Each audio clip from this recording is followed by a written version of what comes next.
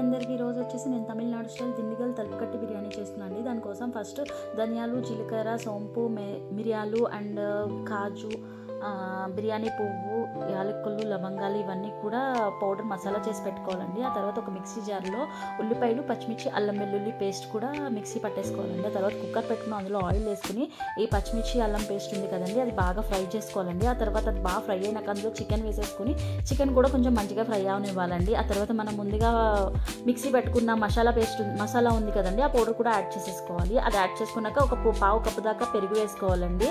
ఆ తర్వాత అందులో పుదీనా అండ్ కొత్తిమీర వేసుకోవాలి. ఆ తర్వాత లెమన్ జ్యూస్ కూడా వేయాలి.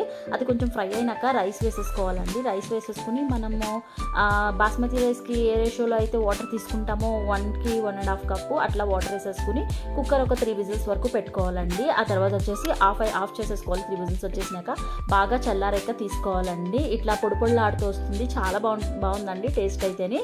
ఒకసారి ట్రై చేయండి. దాంట్లోకి వచ్చేసి నేను వెల్లుల్లి కబాబ్ ఒకటి చేశానండి బెంగళూరు స్టైల్లో.